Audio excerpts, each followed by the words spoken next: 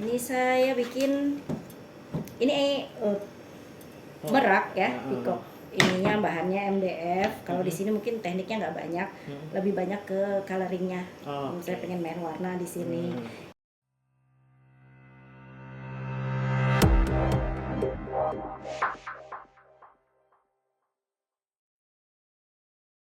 Halo Sobat Arlen, kali ini lagi bareng sama Bu Ike nih.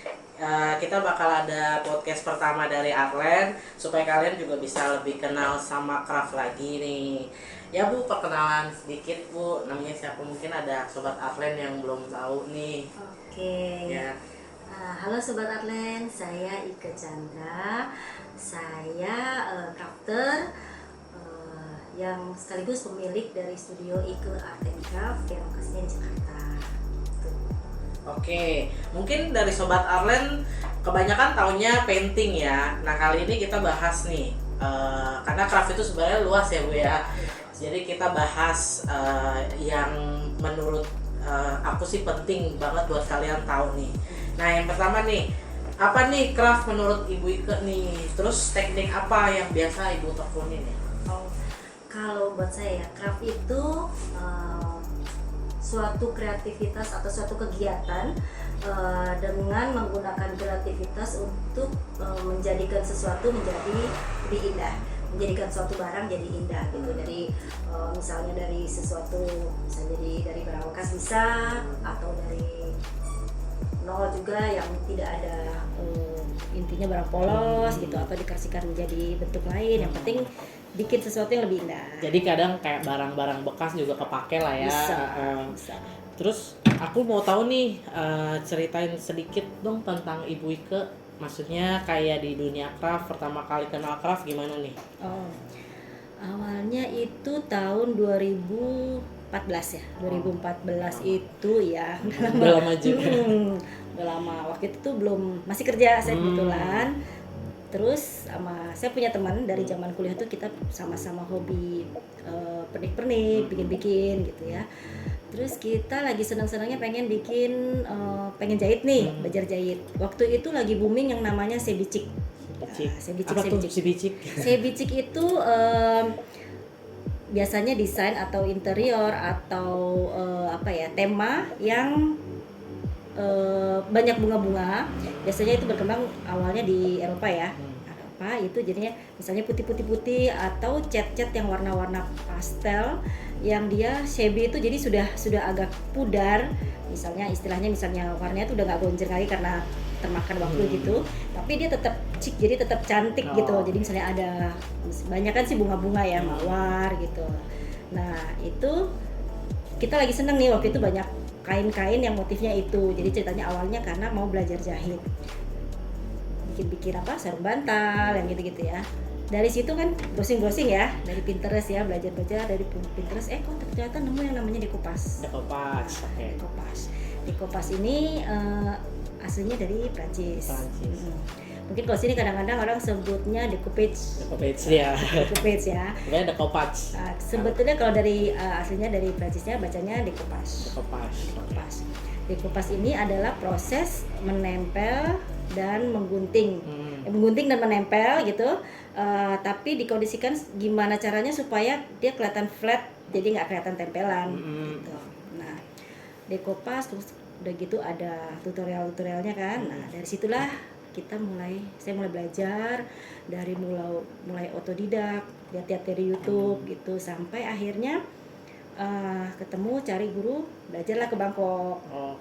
Ke Bangkok. Iya, ke Bangkok. Nah, udah dari situ pulang, akhirnya saya resign. Kayaknya udah enak deh, enjoy ngerjain ya. Udah enak, udah ada kegiatan gitu ya, udah deh.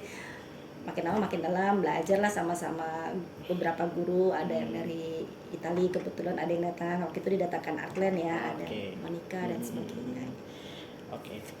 Nah, aku juga mau nanya nih, kan Ibu sampai resign nih. Kenapa tuh? Maksudnya dari hobi ini tuh bisa sampai akhirnya Ibu nekunin nih. Sebetulnya kalau resignnya sih udah beberapa saat sebelumnya ya, karena ada biasalah pengen lebih deket sama anak-anak gitu. Cuman nggak pengen apa ya, bukan nggak pengen ini, pengen pengen ada kegiatan gitu Oh, kan. oke. Nah begitu dapet Dekopas kok kayaknya enjoy, Hmm. dan kemudian dari situ awalnya waktu itu lagi booming tas pandan, Oh. yang di Dekopas. Nah bikin-bikin itu ternyata banyak yang suka, Hmm. terus udah mulai saya jual-jual. Terus ada juga mulai orang yang pengen belajar dari situ. Nah karena pengen belajar, udahlah akhirnya kita sharing, buka kelas. Ya dari Oke. situ buka kelas tas pandan. Kemudian ada juga mulai, karena saya senang lukis, Hmm. kita coba di kanvas. Nah, dari situ mulai kan, kayaknya ada kegiatan nih. Ya udah deh, apa namanya, nggak akan nganggur ya gitu kalau Iya, kalau iya. resign. Jadi Ada kegiatan lain lah betul. selain ini.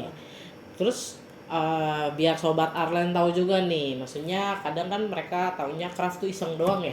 Kebanyakan tuh yang dari iseng-iseng gitu loh. Awalnya. Awalnya iseng-iseng.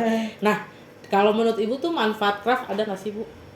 Banyak ya kalau manfaatnya tuh ya, bisa manfaat secara seni ya. Maksudnya kita dari apa namanya, menjadikan sesuatu menjadi lebih indah, itu kan secara otomatis buat kita sendiri itu bisa kayak healing ya. Iya, benar. Bisa kayak healing, karena memang beberapa murid saya ada yang belajar karena emang dia pengen healing gitu. Iya.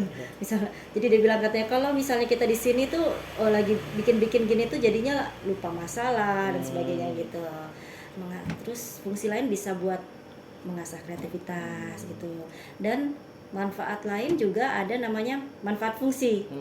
Kita bisa olah ya dari yang nggak kepake, terus kita kreasikan jadi bisa lebih bermanfaat lagi kan.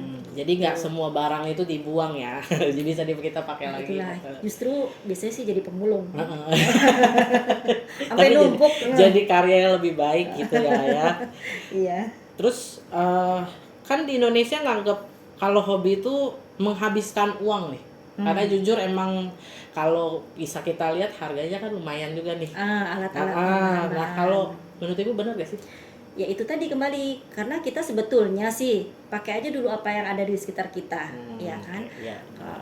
Nggak usah dulu yang mahal-mahal, apalagi kalau kita masih belajar atau coba-coba pakai yang memanfaatkan barang-barang bekas, kita olah, bisa kok, nggak harus yang mahal-mahal. Kasarnya mah nyoba dulu, kalau dia memang minatnya dia di situ mau nekunin baru ya dia lebih explore sih ya, benar. Terus Ibu biasa pakai produk apa aja nih? Kebanyakan cat ya, pastinya cat macam-macam, lem atau medium. Terus saya juga mainan clay, kemudian bubuk keramik, resin. Oke. Terus awalnya Ibu nih, kita masuk ke Artland Artnya nih, Bobo Artland ini. Awalnya Ibu kenal Artland gimana? Oke. Mungkin sekitar tahun 2015 ya, waktu itu ya biasa ya nyari, namanya kita nyari-nyari, udah mulai explore nih kan ceritanya. Dari yang awalnya Dekopas kita pakai lem-lem biasa, waktu itu kan biasanya kalau lem itu bawa brand boleh ya? Boleh. Mouthpouch ya waktu itu ya. Mouthpouch. Yang kita tahu kan. Nah, penyedia mouthpouch kan nggak banyak. Nah, salah satunya yang gampang saya cari variannya itu di Artland. Itu karena kan mouthpouch ada macam-macam, ada yang bisa buat kain, ada yang bisa buat apa namanya, kaca, terus yang bisa multi surface gitu. Jadi ternyata di sana juga banyak banget cat macem-macem. Jadi saya kalau ke sana bisa-bisa saya seharian hilaf ya. Tapi kalau catnya udah di rak bawah, udah deh saya duduk di bawah udah. Jongkok langsung ambil deh. Terus kalau aku mau tahu nih kan Sobat Arlen mungkin bisa salfok nih, lihatnya nih karyanya banyak banget nih. Nah inspirasinya Ibu tuh bikin karya, dalam satu karya itu biasanya dari mana nih? Paling asik sih sebetulnya sih dari jalan-jalan. Jalan-jalan misalnya kalau kita ngelihat, saya kalau jalan-jalan senangnya nyari pasar lowaknya. Saya senang cari ya apa namanya, kebudayaannya ya, ininya apa namanya, barang-barang misalnya souvenirnya atau apa, dari situ bisa dapat. Dan yang nggak kalah ya medsos ya, bukan medsos ya, dari dunia maya kan, kayak Pinterest tuh paling banyak. Pinterest paling banyak gitu. Pinterest banyak yang bisa digali lah gitu. bener-bener sih. Kebanyakan ada orang nih nyamain semua cat bisa dipakai di satu karya, bener gak? Maksudnya kayak misalnya cat kain nih, ada yang mereka ngasal nih misalnya pakai akrilik lah, dia pakai misalnya apalagi kalau kayak gini-gini kan karya-karya ibu nih, bisa pakai cat apa aja? Bisanya bisa ya, bisanya bisa. Tapi kan tiap cat itu punya karakteristik. Misalnya kita mau pakai akrilik untuk kain lah. Biasanya kan akrilik untuk yang padat ya. Nah kalau kita mau pakai di akrilik ya bisa aja. Cuman kita perlu tambah. Cuman karena karakteristik kain itu kan mesti harus bisa bergerak gitu kan. Jadi kita harus tambahkan dia medium yang membuat dia lebih fleksibel misalnya gitu. Atau misalnya untuk apa namanya untuk di kaca. Kaca kan licin. Kalau kita langsung cat aja kadang-kadang nggak mau nempel, gampang lepas. Nah, kita kasih primer dulu supaya dia ini. Jadi pada dasarnya bisa, tapi emang perlu ada medium lain. Nah, tapi kalau kita mau lebih simple, ya ada khususnya, cat khusus untuk kain, cat khusus untuk misalnya untuk kulit atau untuk kaca itu ada. Tergantung ininya sih pemakaian sama tahannya ya. Iya, kalau kita misalnya spesialisasinya kemudian ngecat kayak kaca-kaca ya udahlah. Mending ambil yang itu ya gitu. Tapi kalau misalnya senang nyoba-nyoba ya udah akrilik pun sebetulnya cukup kan ya, tinggal kita tambah medium. Nah, ya udah deh kita kasih coba aku mau ini nih kayak ibu kasih kata-kata buat orang yang mau nyoba craft. Mungkin mereka masih ragu nih karena satu mungkin karena mereka mikirnya kayak craft itu orangnya yang harus yang benar-benar teliti karena kan sama yang benar-benar tekun karena kan jujur ya kalau misalnya kayak aku kan orangnya kurang sabar nih. Nah gimana nih supaya mereka tuh lebih termotivasi untuk mencoba? Yang pertama sih jangan takut buat mencoba. Nggak ada yang salah, nggak ada yang salah dalam seni. Saya sih kalau bercandaan bilangnya gini sama teman, nggak ada yang salah, yang ada jelek sama bagus gitu. Bercandaan ya, tapi sebetulnya itu kan kembali ya kayak misalnya kita melihat lukisan abstrak. Kalau ada yang memang bisa mengerti dan ini bisa bilang ini cakep nih, ini bagus nih gitu ya, tergantung kan. Tapi kan ada juga aduh apa ya maksudnya ini lukisan gitu ya ya gitu kan.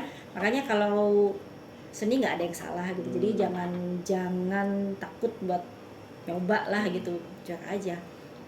Jadi apapun dicoba dan tiap orang pasti kan punya style, punya style masing-masing. Mungkin awalnya misalnya ngikut terinspirasi dari siapa-siapa is okay. Tapi nanti pada saat dia sudah explore dia akan punya style sendiri. Nah ini aku personally mau nanya juga nih ke ibu nih. Ibu pernah bosan nggak atau jenuh di bikin ini? Terus biasanya ibu gimana? Saya pindah ke hobi yang lain dulu. Gitu. Kalau boleh tahu hobi ibu apa aja sih? Banyak juga ya hobi. Kalau yang craft sih memang banyak ya. Ada misalnya makram juga ada, lukis juga bisa. Tapi yang benar-benar enggak ini mungkin fotografi ya. Fotografi. Oke. Nah buat Sobat Arlen, ini kan kita baru kasarnya baru pembukaan nih kayak tentang craft nih. Sebenarnya masih banyak yang bisa kita gali ya Bu untuk craft. Nah mungkin kayak Sobat Arlen mau lihat nih langsung gimana caranya Ibu bikin nih. Nah boleh Kak? Aku lihat kebetulan juga ada nih karyanya nih di sini nih. Oke.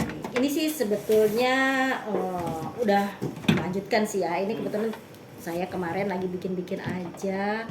Iseng di sini sih ini saya bikin ini merak ya, pikok. Ininya bahannya MDF. Kalau di sini mungkin tekniknya nggak banyak, lebih banyak ke coloringnya. Saya pengen main warna di sini. Ininya sendiri meraknya ini saya buat dari clay. Clay. Clay. Saya biasanya pakainya air dry clay, jadi nggak perlu dibakar gitu ya kan, kering udara. Terus saya cetak pakai silicone mold. Silicone mold. Terus udah ini kombinasi beberapa silicone mold. Nah ininya MDF-nya saya desain, saya pengennya kayak buku tapi bolong gitu. Jadi kayak 3D lah. Jadi kalau mau saya pajang sih maksud saya supaya mau ditidurkan bisa berdiri juga tinggal dibuka dikit dia nggak akan. Gitu. Ini saya main warna aja sih. Pakai cat apa nih Bu? Nah ini tadi saya pakai cadence yang multi surface nih. Oh, oke. Gini ya, multi surface ini karena kebetulan saya pakainya kan macam-macam. Ya dia ya ada kaca, ada macam-macam gitu. Tapi kalau nanti pada saat misalnya kain, biasanya saya pakai cat kain. Sesuai sama medianya sih. Gitu. Jadi saya lebih apa ya? Ya kombinasi sebetulnya sih mau tidak mau akhirnya karena banyak yang bikin dan akrilik ini biasanya cepat kering. Jadi harus Ya. sama ya sifat akrilik sih sebetulnya ya. Iya betul. Kering. Kalau warna sih main apa namanya trial biasanya. Kalau nggak cocok ya udah saya timpa lagi. Karena sebenarnya sifatnya akrilik tuh kayak gitu sih sebenarnya ya, karakteristiknya bisa ditimpa. Dan apa namanya kalau kebetulan memang cadence ini daya tutupnya bagus banget gitu loh, jadi nggak perlu ngulang-ngulang berapa lapis gitu tuh, dia nutupnya cakep banget ya. Yang mau nyoba bisa langsung ke Arlen ya. Ya, warna-warnanya banyak banget. Nih misalnya nih ya, warna abu-abu aja. Bisa di raknya itu dari yang muda, yang tua. Range warnanya banyak banget. Nggak promosi sih sebenarnya. Nggak promosi tapi boleh dicoba. Iya boleh dicoba. Nah kalau misalnya kita biasanya kalau saya pakai clay ini kan untuk yang bentuk-bentuk yang bisa dilakukan pada saat dia masih basah atau kering gitu ya. Dan nggak terlalu tebal, tapi kalau tebal sekali saya pakainya biasanya keramik, bubuk keramik, cetak pakai silikon moldnya ya. Tapi kalau kecil banget justru malah pakai resin.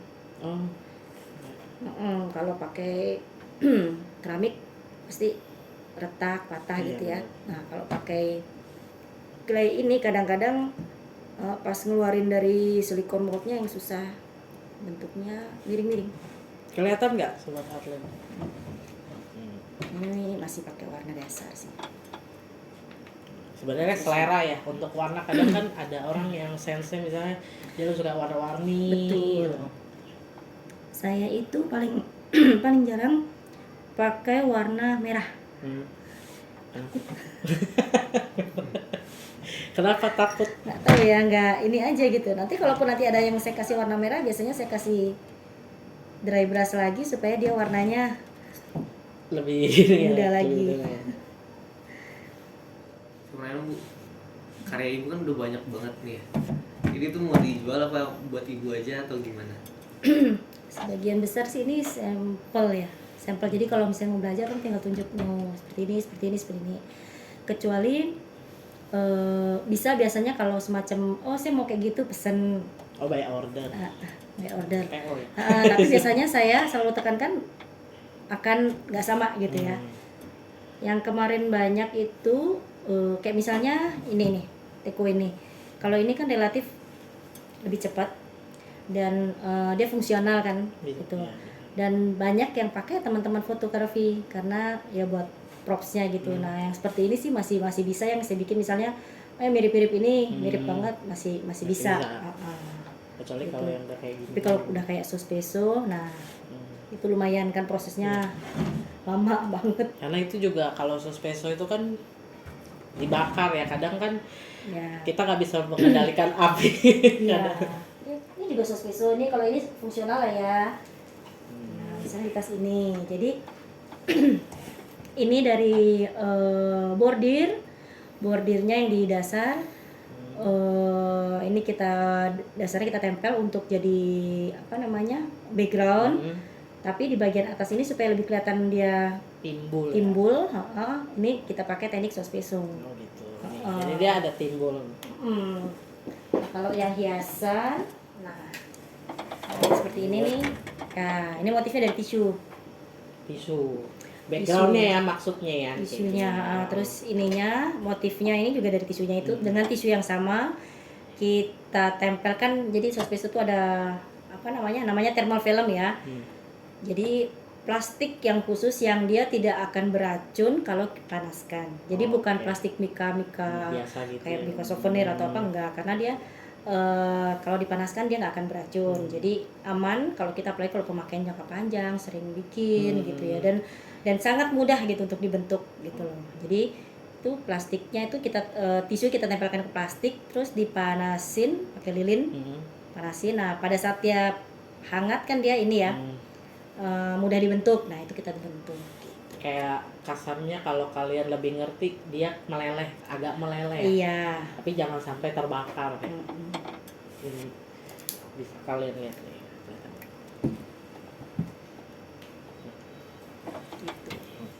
Suka nyoba-nyoba nggak, Fris? Suka, tapi aku sih nggak sabar. Lebih suka ini sih kalau aku tuh abstrak ya. Maksudnya Satset. dilukisnya yang abstrak, siram ciprat gitu loh. Oh, yang ciprat. Oh, berarti maksudnya harusnya sih kayak resin itu juga itu kan, Fris ya. Resin kan juga nggak, atau ini pouring ya? Pouring, yes, pouring ya. Thank you Sobat Orlen yang udah nontonin kita dari tadi nih. Kita udah bahas sedikit lah tentang craft nih, karena kalau kita bahas craft secara keseluruhan itu bisa habis minggu kali. Lebih mungkin. Nah, buat Sobat Orlen yang masih mau nanya-nanya, bisa tinggalin aja komen di bawah. Nanti kita tanya lagi nih sama Bu Ike lebih jelasnya gimana. Mungkin kalian mau tahu lebih detailnya cara bikinnya dan lain-lainnya. Kalian bisa tinggalin langsung aja di komennya. Dan sekali lagi aku ngucapin terima kasih, dan juga terima kasih ya buat Bu Ike yang udah luangin waktu supaya tanya-tanya banyak juga nih. Kita juga Arlen diundang nih akhirnya nih ke studionya Bu Ike nih. Nah, thank you buat Sobat Arlen yang udah pantengin terus Sobat Arlen ya. Terima kasih. Terima kasih Bu Ike. Sama-sama. See you next time. Bye.